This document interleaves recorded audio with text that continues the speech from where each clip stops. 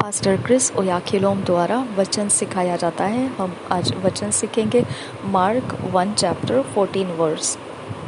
Mark 1 chapter 14 verse. मरकुस रचित सुसमाचार 1 अध्याय 14 वचन। मरकुस रचित सुसमाचार 1 अध्याय 14 वचन। आज इस वचन के आधार से जो विषय है, इट्स अ रियल किंगडम, यह सचमुच राज्य है। इट्स अ रियल किंगडम, यह सचमुच राज्य है। हम वचन के आधार से सीखेंगे। Now after that John was put in prison, Jesus came into Galilee preaching the gospel of the kingdom of God. Mark 1 chapter 14 verse. Now after that John was put in prison, Jesus came into Galilee preaching the gospel of the kingdom of God. Mark 1 chapter 14 verse. Hindi में ये वचन इस प्रकार से है। मरकुस रचित सुसमाचार 1 अध्याय का 14 वचन। यूहन्ना के पकड़वाए जाने के बाद यीशु ने गलील में आकर परमेश्वर के राज्य का सुसमाचार प्रचार किया। और एक बार पढ़ेंगे मरकुस रचित सुसमाचार 1 अध्याय का 14 वचन। यूहन्ना के पकड़वाए जाने के बाद यीशु ने गलील में आकर परमेश्वर के राज्य का सुसमाचार प्रचार किया।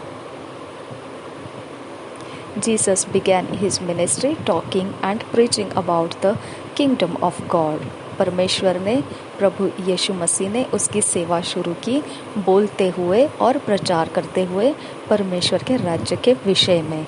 Mark 1 chapter 14-15 says, Now after that John was put in prison, Jesus came into Galilee preaching the gospel of the kingdom of God and saying, The time is fulfilled and the kingdom of God is at hand. Repent ye and believe the gospel. मरकुस रचित सुसमाचार 1 अध्याय का 14 और 15 वचन इस प्रकार से कहता है। यूहन्ना के पकड़वाए जाने के बाद यीशु ने गलील में आकर परमेश्वर के राज्य का सुसमाचार प्रचार किया और कहा, समय पूरा हुआ है और परमेश्वर का राज्य निकट आ गया है। मन फिराओ और सुसमाचार पर विश्वास करो। और एक बार पढ़ेंगे मरकुस 1 अध्याय 14-15 वचन। यूहन्ना के पकड़वाए जाने के बाद यीशु ने गलील में आकर परमेश्वर के राज्य का सुसमाचार प्रचार किया और कहा, समय पूरा हुआ है और परमेश्वर का राज्य निकट आ गया है। मन फिराओ और सुसमाचार पर विश्वास करो।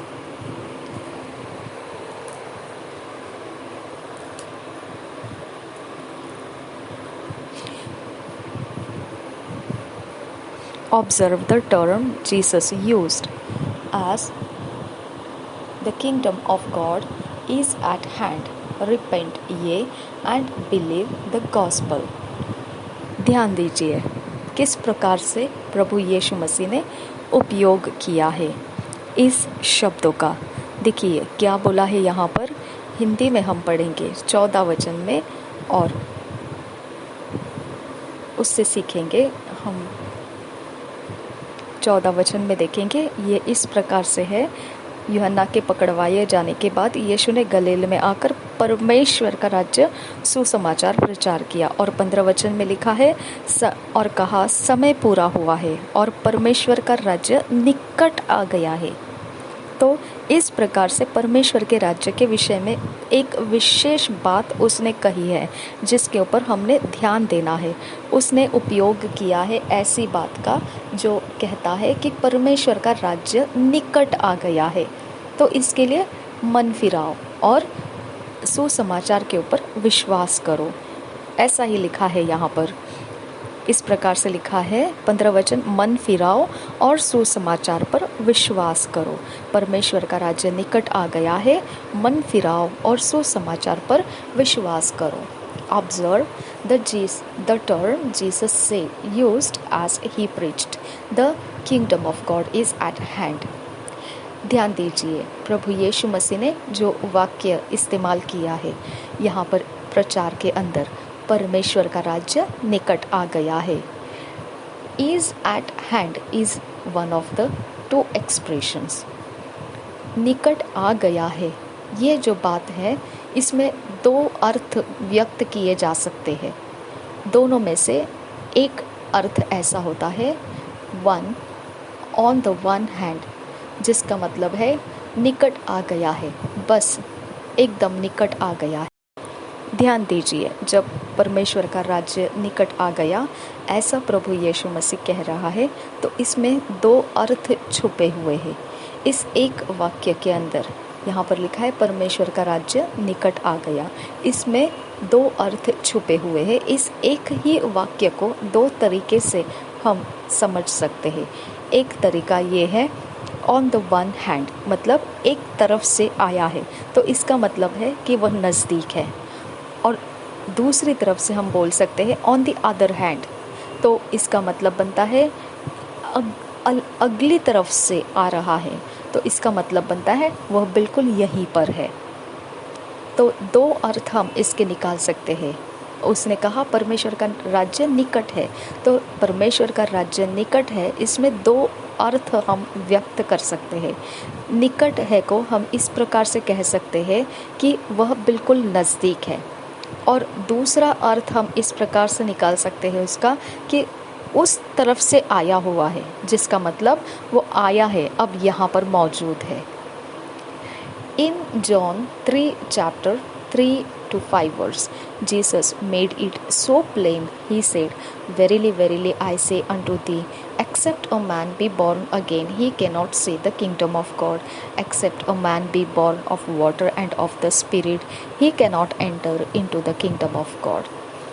यूहन्ना रचित सुसमाचार के 3 अध्याय के 3 से 5 वचन में प्रभु यीशु मसीह ने बहुत ही खास तरीके से इस बात को आसान करके समझाया है। हम उसे पढ़ सकते हैं।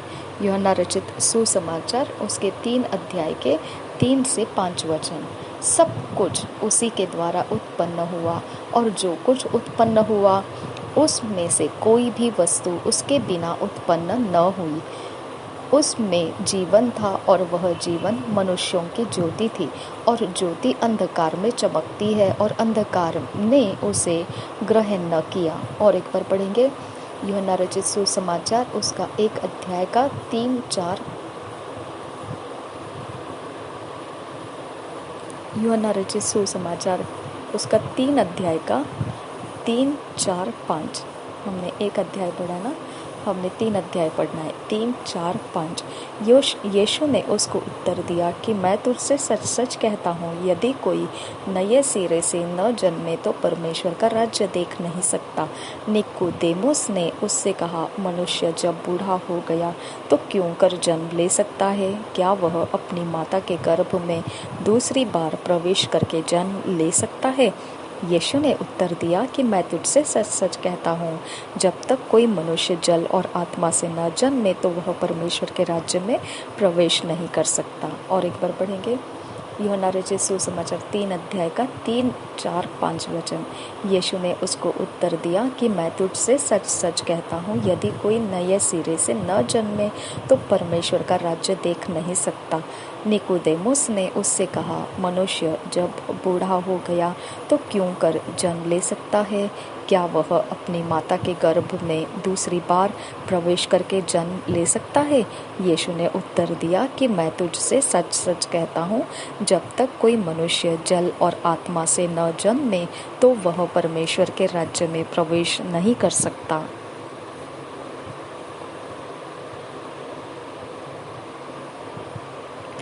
Notice the expressions he cannot see and he cannot enter. अब 2 बातें व्यक्त की गई है, ध्यान दीजिए। यहाँ पर ऐसा लिखा है यूहन्ना के सुसमाचार 3 अध्याय के 3, 4, 5 वचन में एक बात ये लिखी है कि वह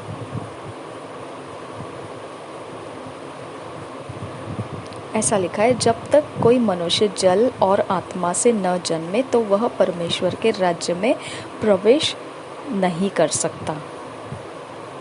ओके, एक ये लिखा है, और दूसरी बार ऐसा लिखा है, यदि कोई नए सिरे से न जन्मे तो परमेश्वर का राज्य देख नहीं सकता। 3 वचन में देख नहीं सकता लिखा है, और 5 वचन में प्रवेश नहीं कर सकता है ऐसा लिखा है।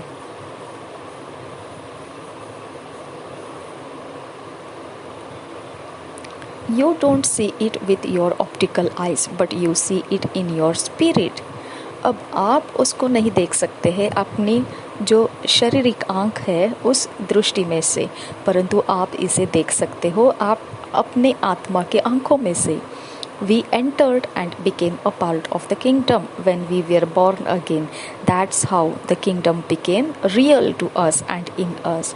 हम नया जन्म पाया, उसी समय प्रवेश कर लिया और हम भाग बन गए हैं उस राज्य का.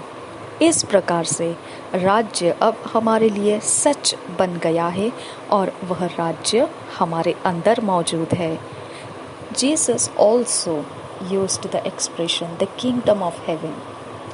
यहाँ और एक बात ध्यान देने वाला बात है जो यीशु मसीह ने उपयोग किया बोलते समय. उसने और एक बात व्यक्त की है और वह है परमेश्वर का राज्य. एक तरफ ये बात है और अब वह और एक बात व्यक्त करता है स्वर्ग का राज्य.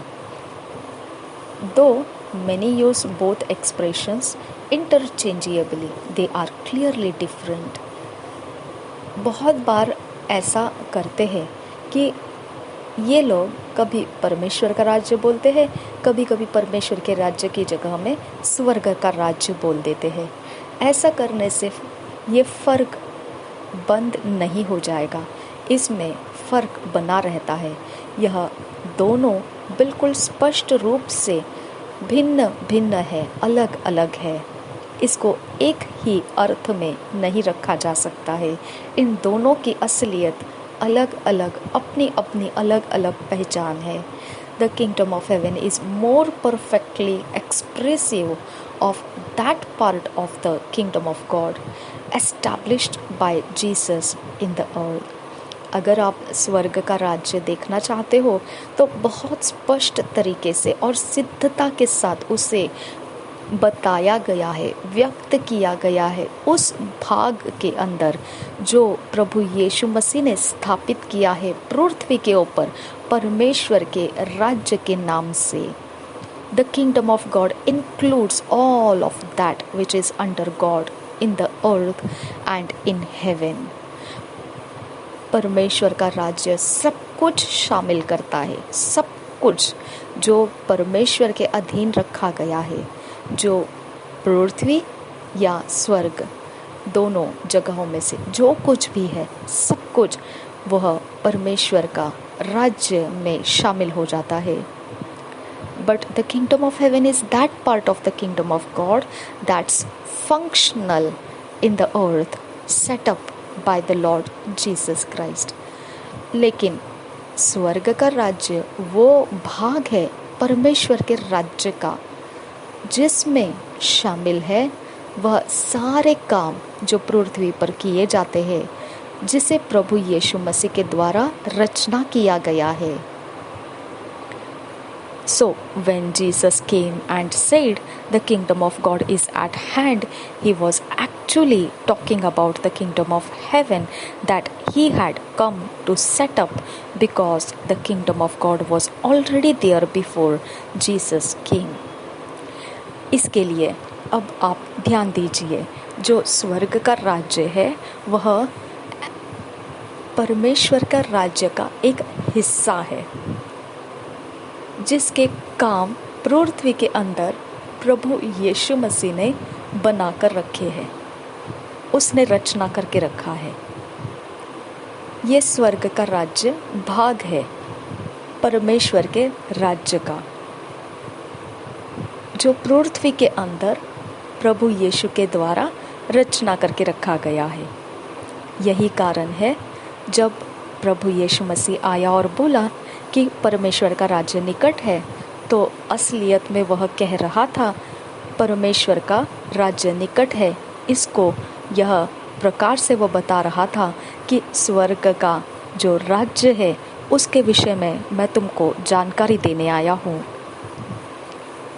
वह स्वर्ग का राज्य जो है यहाँ जो पहले से बनाकर रखा हुआ है प्रभु यीशु मसीह के द्वारा परमेश्वर का राज्य, उसके अंदर वह बताने के लिए आया था कि स्वर्ग का राज्य अब यहाँ पृथ्वी के ऊपर किस प्रकार से चलाया जाने वाला है। क्योंकि परमेश्वर का राज्य तो पहले ही से, यीशु मसीह के आने के पहले ही से यहाँ पृथ्वी के ऊपर तो बनाया हुआ ही है। उसके अंदर स्वर्ग का राज्य अब किस प्रकार से काम करने जा रहा है, इस बात को वह बताने के लिए आया था। और उसने प्रचार में बोला कि परमेश्वर का राज्य निकट है। Our Heavenly Father is the head of the kingdom of God. हमारा स्वर्गीय पिता सिर है परमेश्वर के राज्य का। 1 Corinthians 15 chapter 24 verse shows us that at the end of all things the kingdom of heaven that's been set up in the earth will be delivered to the Father because it belonged to him alone.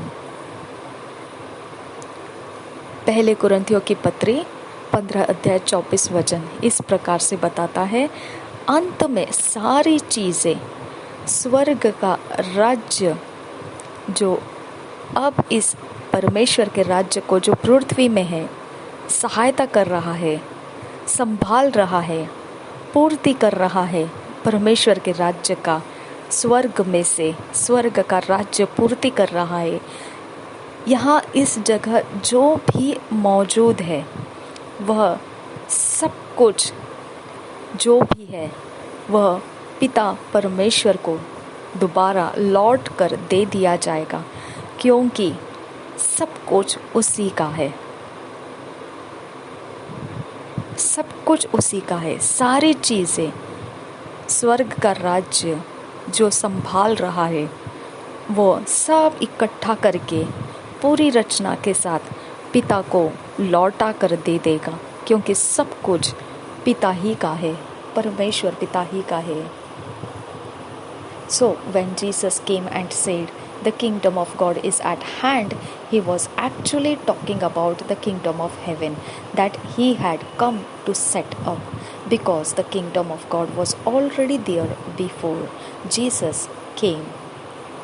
Our Heavenly Father is the head of the kingdom of God. 1 Corinthians 15 chapter 24 shows us that at the end of all things, the kingdom of heaven that's been set up in the earth will be delivered to the Father, because it belonged to him all along. Hallelujah, Hallelujah. तो आप समझ सकते हैं इस बात को, कैसे प्रभु यीशु मसीह ने कहा, किस प्रकार से परमेश्वर का राज्य निकट है, ऐसा उसने कहा। असलियत में वह स्वर्ग के राज्य के विषय बोल रहा था कि स्वर्ग का राज्य जो है वह यहाँ पृथ्वी के ऊपर फैलाया हुआ परमेश्वर के राज्य का एक भाग है। उस भाग में सारा जो परमेश्वर के राज्य को काम करना है उसकी ज़रूरतों को स्वर्ग का राज्य पूरा करके दे रहा है। और अंत में ये होने वाला है कि जो पृथ्वी के ऊपर प्रभु यीशु के द्वारा फैलाया हुआ परमेश्वर का राज्य है, यहाँ पृथ्वी की सब चीज़ें और स्वर्ग की सारी चीज़ें इकट्ठी करके पिता को लौटा दिया जाएगा। और पिता को लौटा देने के कारण वो सब कुछ परमेश्वर ही का है, तो वो परमेश्वर ही को लौटाया जाने वाला है। हालेलुया। और इस हमारा स्वर्गीय पिता सिर है परमेश्वर के राज्य का। यीशु मसीह के आने से पहले ही से यहाँ पर परमेश्वर का राज्य तो मौजूद ही था। इसके लिए स्वर्ग का राज्य ही आना बाकी था। तो परमेश्वर के राज्य में स्वर्ग का राज्य आकर सहायता किया। यही बात को बताने के लिए यीशु मसीह प्रचार शुरू किया कि अब परमेश्वर का राज्य निकट है, यानी अब परमेश्वर के राज्य को स्वर्ग का राज्य सहायता करने के लिए खुलने जा रहा है। वो समय बिल्कुल निकट है और स्वर्ग का राज्य बिल्कुल स्वर्ग से जुड़ी हुई बातों का है, जो पृथ्वी के ऊपर परमेश्वर के राज्य के काम करने के लिए दिया जाने वाला था। इस विषय में प्रभु यीशु कह रहा था, परमेश्वर का राज्य निकट है। हालेलुया। हम पढ़ेंगे पहले कुरिन्थियों की पत्री 15 अध्याय 24 वचन।